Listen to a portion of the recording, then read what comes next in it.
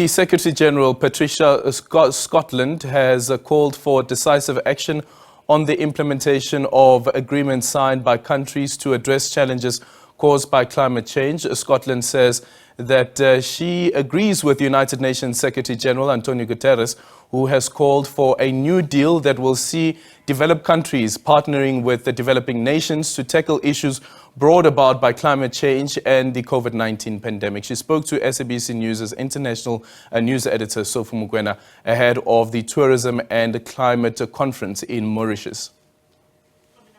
We've had more disasters than we, in the last 20 years, than we have ever had in the world before. It's probably gone up about 75%. And the consequence of that has been an economic loss of maybe 80%, more than we had before. So this has been a very traumatic time for us. But we probably 90% of all our tourism comes from international tourists. And as a result of COVID-19, the lockdown, we lost maybe over 1.1 billion visitors coming, and the economic consequences for our countries have been really, really profound. So this conference is our opportunity to come together right across Africa. And you'll know the Commonwealth has 21 of our members, of our 56 members, are African. Incredibly important to all of us, particularly in relation to small island developing states, as Mauritius is, but also for our other 33 small states across the Commonwealth. So what we are doing here in Mauritius is trying to work out, what do we do?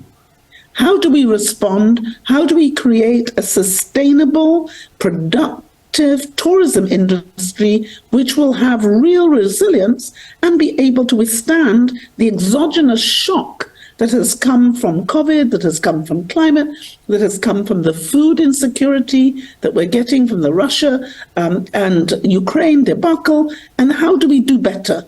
And how do we plan?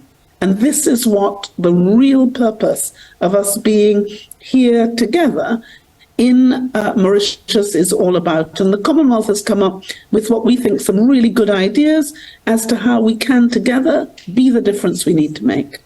When you look at the picture currently, are we making progress in terms of recapturing the lost ground in relation to tourism around the world, particularly within the member states of the Commonwealth?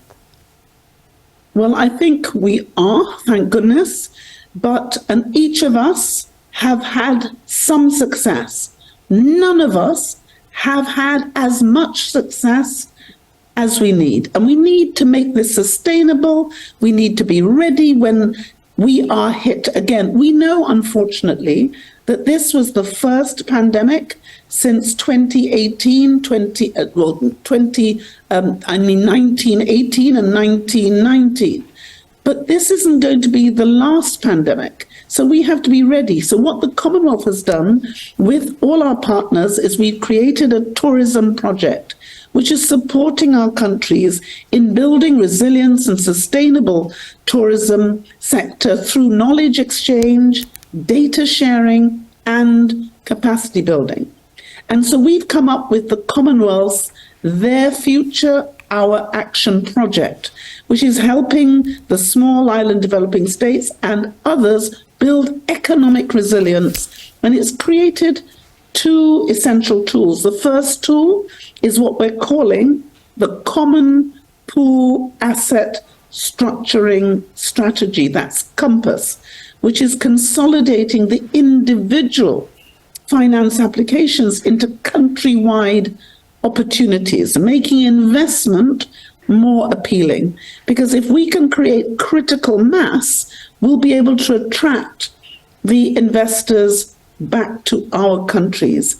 And we're also developed the Political Economic Resilience Index, which provides some really credible data on the economic vulnerability and the resilience levels of our small island developing states, offering investors a reliable risk assessment. And the Commonwealth has been supporting this by training on good governance. And together, what we're finding is what we succeed to do in the Commonwealth, because we are 5 regions, we cross 6 oceans, but we have everyone. We have big countries, small countries, rich countries, poor countries, landlocked countries, small island developing states. So when we as a family all get together, we can create a roadmap, not just for ourselves, not just for our Commonwealth, but for others too. And we know life has been tough. It's been tough for all of us. But what we do know is if we can come together in solidarity, sharing what works, sharing what doesn't work, pooling our resources, then we can do this. It's just that none of us can do it on our own. And I was really impressed to see the leadership coming out of Africa at this meeting, to see the determination, to see the ingenuity, the innovation. We're coming up with the ideas that we need to save not only this industry of tourism, but actually we're going to have to save our planet when it comes to climate change, because tourism is being adversely affected by the dramatic changes we're having in climate. We've had cyclones. Look at what's happened with Cyclone Freddy. It missed Mauritius, but it hit Madagascar, it hit Mozambique, and it hit Malawi. And these are coming fast and furious. So we have to address the climate issues. Our sea levels are rising, our beaches are disappearing, the fauna and flora are changing. We are struck by the huge food insecurity. So all of these issues we are going to have to face, and we have to meet this challenge and turn it into opportunity. I said before, as you know, human genius has got us into the mess, and human genius is just going to have to get us out.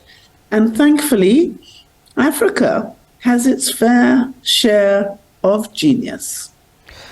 When we look at the political will, you have developed countries, the developed north, particularly your G7. There has been a call. That would include the call from the Secretary General of the United Nations, Antonio Guterres, in terms of building back better. But it looks like the developed north is not committed to assisting the developing countries. Well, you will know that I have consistently joined Antonio Guterres' call. And from the whole Commonwealth, we're saying we need climate justice. We need for the whole of the world who made the commitment back in 2009 to deliver this $100 billion for adaptation and mitigation. They need to honor their promises. We know, too, that we need to find the $4 trillion that was going to be needed if globally we are going to satisfy and meet the Paris Agreement and deliver on the Sustainable Development Goals. We know that we have created some instruments. We've spoken before about the Commonwealth Climate Finance Access Hub. With just a tiny bit of money, only $6 million, we have already delivered into the hands of our small states $310 million. We are calling for every country who needs a climate finance advisor. Why can't we find the money to do that? Because they will then exponentially be able to help their countries to get the money they need for adaptation and mitigation. We can no longer say we can't do this. We have to choose to do it. We have to choose to deliver. There is no plan B. We only have one world, and we have to save it. During COVID, we saw how the world restored itself so quickly when we stopped the human activity which was causing the problem. Now, we need to find a way to do that progressively, sustainably, and equally. So this push to get a universal vulnerability index, this push that Antonio Guterres and I are making in relation to the multi-dimensional vulnerability index, this push to renew and refresh and reform the international financial institutions so that they are fit to meet the needs of the 21st and 22nd century, we can't give up. We have to continue to make the case, to get the empirical evidence, and to persuade people that we can do this if we choose. I know that we in the Commonwealth and the Commonwealth leaders are choosing.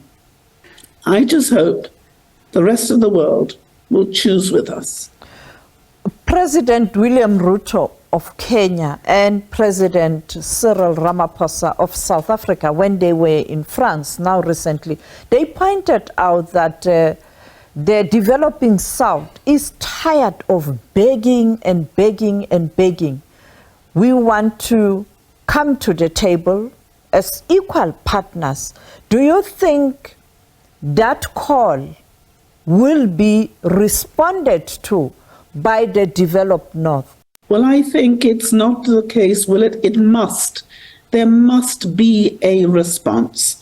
And I think and I hope that there will be a response, because if you notice, and I was there in Paris, the call for climate justice is getting louder and louder and inescapable. We've seen that Paris has caused some movement, some reform, some steps towards the changes that we want to see from the international financial institutions and from the global North. The question is, when and how can we make it enough? It is a step in the right direction, but all of us know we need to see much, much more. And I've been talking to the presidency of COP28. This is the implementation COP. They are making it clear that they are committed to delivering the 4 areas, and we in the Commonwealth are going to do everything we can to work with them. In September, we have, as you know, in Kenya, the Summit on Climate, which is being hosted by President Ruto. We have already had the meeting of Caribbean leaders in Trinidad and Tobago, celebrating the 50th Golden Jubilee of CARICOM, and CARICOM, which is the Caribbean heads of government coming together, have made it clear they want solutions when we go to COP28. Africa will meet in September. On the 21st of September, we hope, the day after the UN Summit on Climate, we as Commonwealth 56 members will meet to discuss what our ask is going to be at COP28. Then later in the autumn, I think in October, beginning of November, the Pacific Island Forum will meet. They are pressing for climate justice. And together, I hope that when we go to COP28, we will be asking for implementation. This is an implementation COP, and all of us need to stand in solidarity to say the time is now. The world can no longer wait. We need to have implementation of all the promises that have been made, and they need to be realized now. So it's down to all of us. It is good to see all our leaders raising their voices so that we can no longer be ignored. Everybody in our Commonwealth is saying climate is a critical issue and we have to address it in solidarity. And we have to do this if we want to save our world for the children for whom we're all responsible. 60% of our Commonwealth is under the age of 30, and we need to deliver a good future for them.